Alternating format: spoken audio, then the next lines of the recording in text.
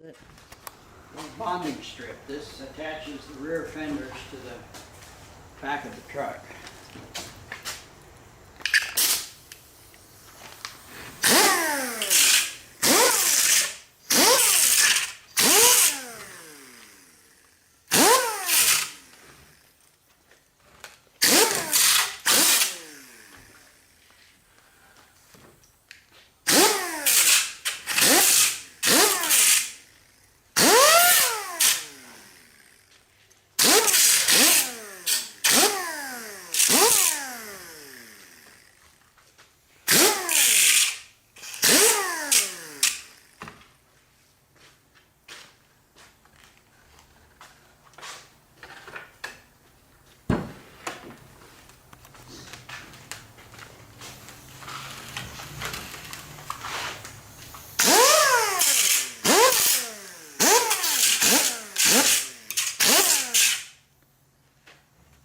This is cleaning it up?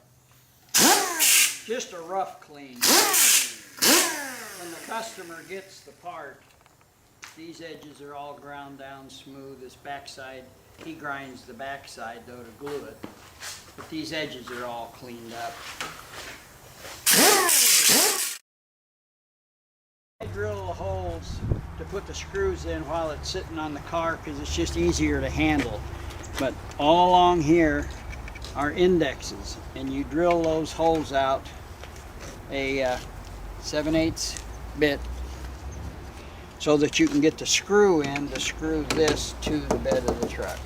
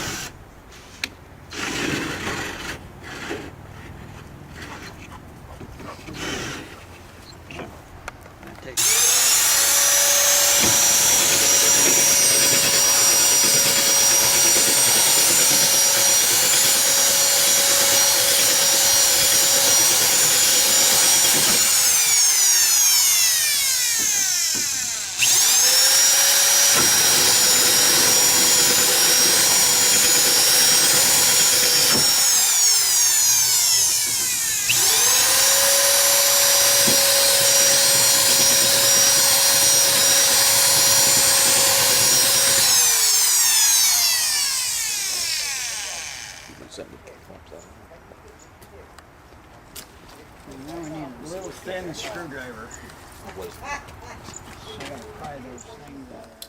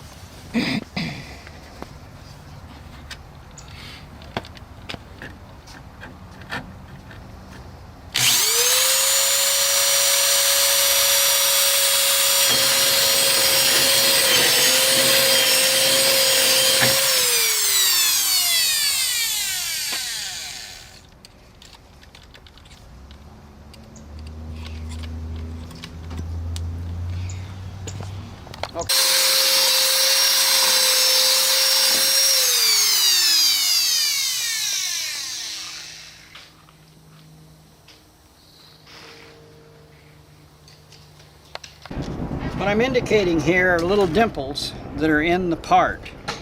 Every time a part comes out of the mold, it'll have this dimple in it. So what you do is, using the dimple in the drill, you put the bit into the dimple and then start your drill.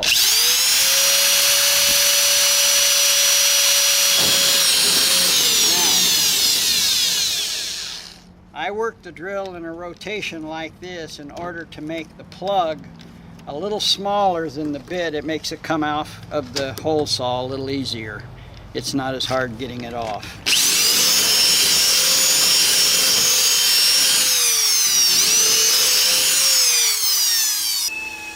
Okay, before the tabs are cut off, front and back up here, you mark around this and underneath it. That way when you take it off, you have these marks. When you grind a little bit above it into the center of the hole to get bare metal, so when you glue it on, it sticks real good. All the holes have been pre-drilled in the body using the bonding strip as the template. So when we get ready to glue this on, we don't have to stop and figure out where the holes should be. They're already here. We put an index mark on this front hole and one on this back hole. We'll use pilot screws to set the thing on there, so as you're trying to put it on, you're not trying to figure out where it goes. It'll just go there. 2 pilot screws, one here, one there. Then we put all the rest of the screws in. We'll put the bonding material on the bonding strip before we put it up here. Then with it on there, we'll bring it up here, put it on, tighten all the screws down, then scrape off the excess, which you got to move pretty quick when you do this, because you haven't got a whole lot of time before the bonding material starts setting up. Yeah. I'm going to mix up the bonding agent, put it on this part right here, and then my helper here is going to help me, and we're going to put it up on the car, put the screws in it, and we're ready to go. Once it's bonded on, that's it. It ain't coming off.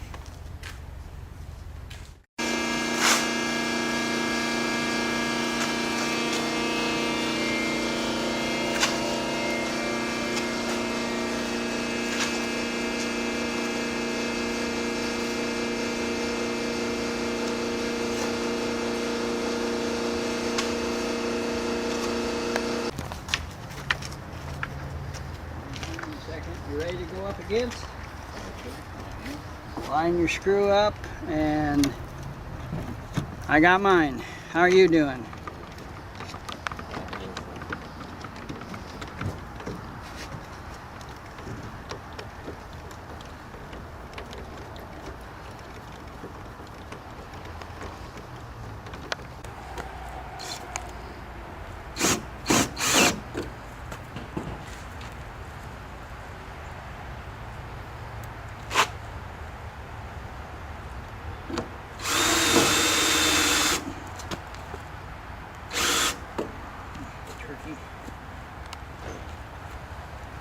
Okay, all we're doing here is backfilling it a little bit. You don't necessarily have to do this. I do it because I got the extra putty left over, and I'm a little weird, so.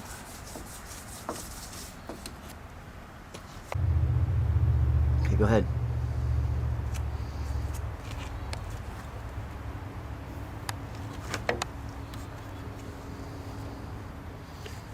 This also fills in the gap to keep sand and dust and water from getting up in there and rusting this out.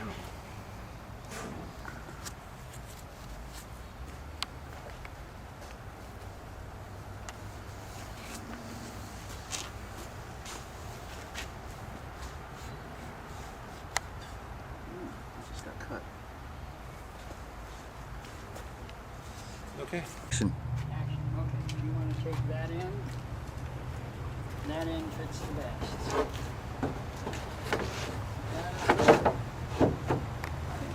Put it on. There you go. Okay, down in the bottom. Okay. There we go. Best way to hold this You throw a knee up against here and a hand up against there.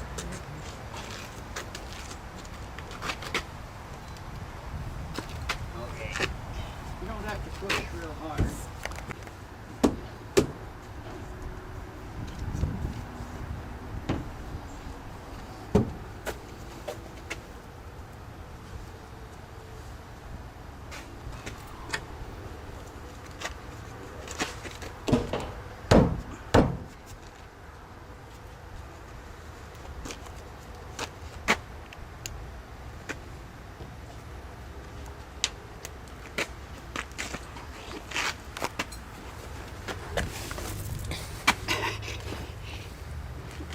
I'm gonna cut all this out anyways.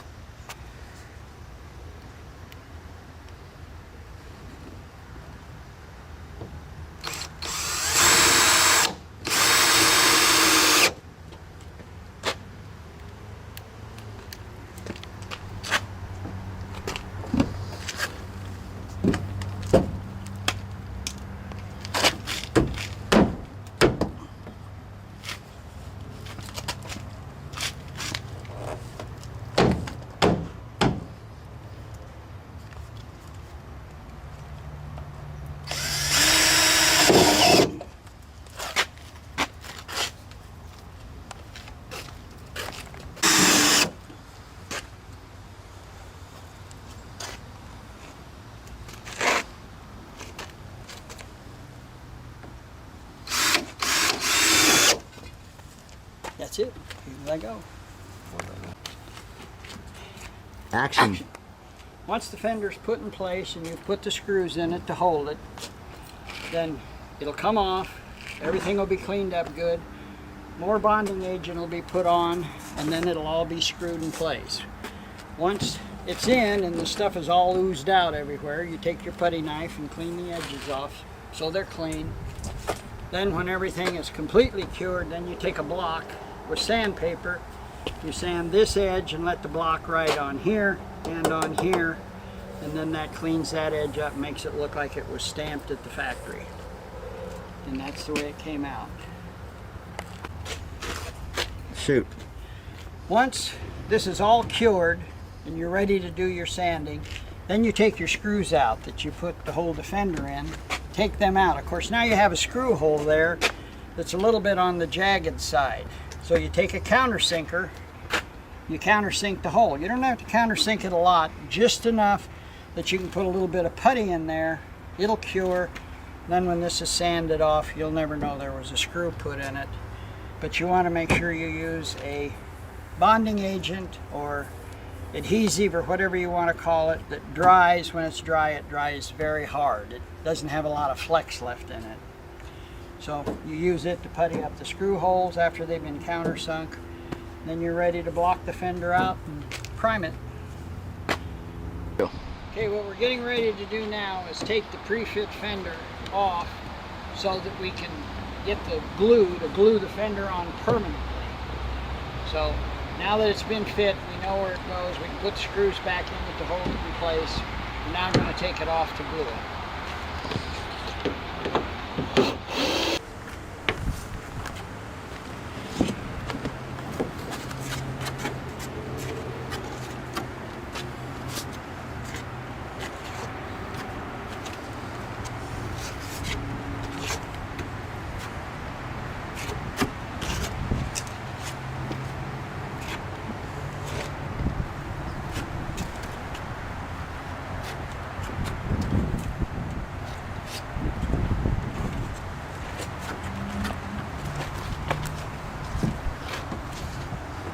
How you doing, Mike?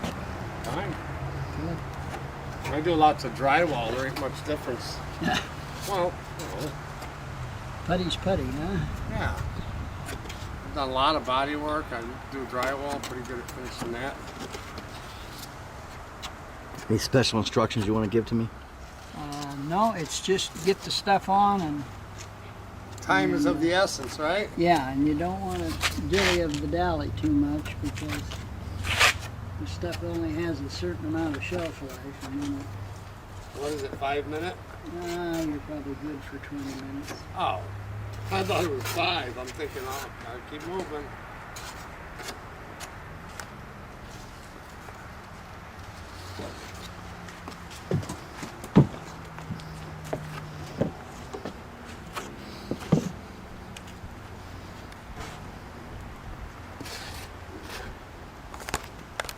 Okay, now we're getting ready to put the fender on, and we hope that we got enough goo on there that it oozes out everywhere. We want it to ooze good. Okay, now once we put it up there, Mike, just hold it in place is all. Now you got to go around that gas fill, the gas fill. Right. Okay, go up against the car. The top first. Yep. Okay, and you're around the gas fill. Yep. Okay. The top isn't. The top isn't. Okay. I'll bring it down. I'll bring it down to fit. Okay, come on. There it Down goes. here. Come down on this end real quick. Okay, just hold her in place there, Mike. Oh, I forgot the damn drill. There's one right there, but it's kind of powerful. I got it. You got it? I got fiberglass all. Okay, I'm backfilling the gap here where we have plenty of putty on the fender and on the body. I'm just gonna let you do that. You know what you want to fill.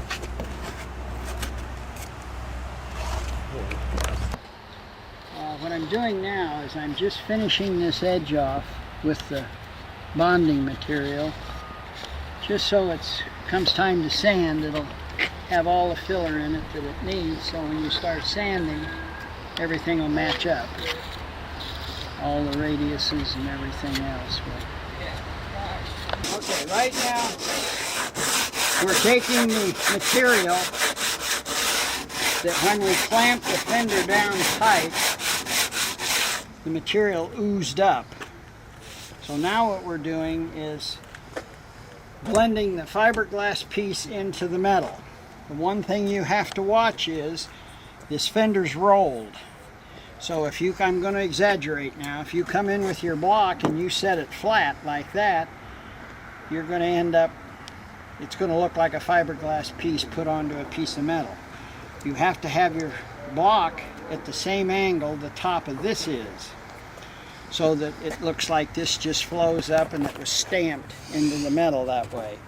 So the block has to sit, I'm exaggerating again, like this. I've tilted it too far, but you have to keep it at the same angle that the fiberglass is. Once you've sanded this down, this stuff is very hard. Once you've sanded this down, then you come in with a little bit of Bondo.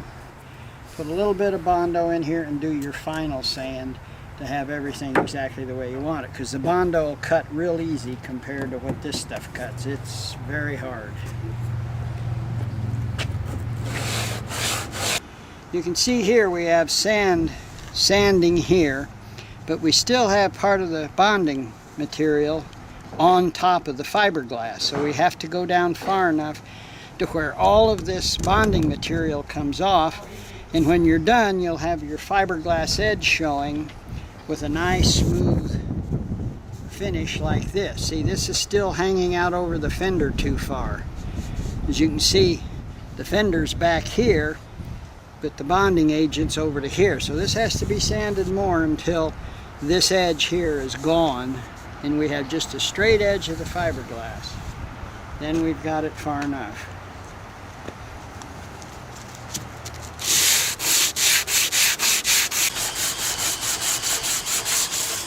Okay, that piece of sandpaper's had it.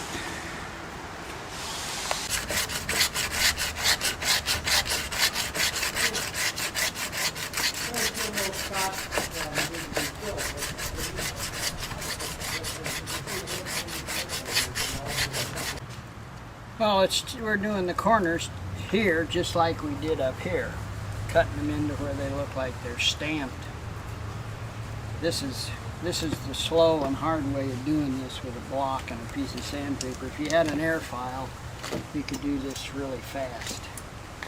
Because it's, anytime you can push a button to do something, you're better off than doing it by hand.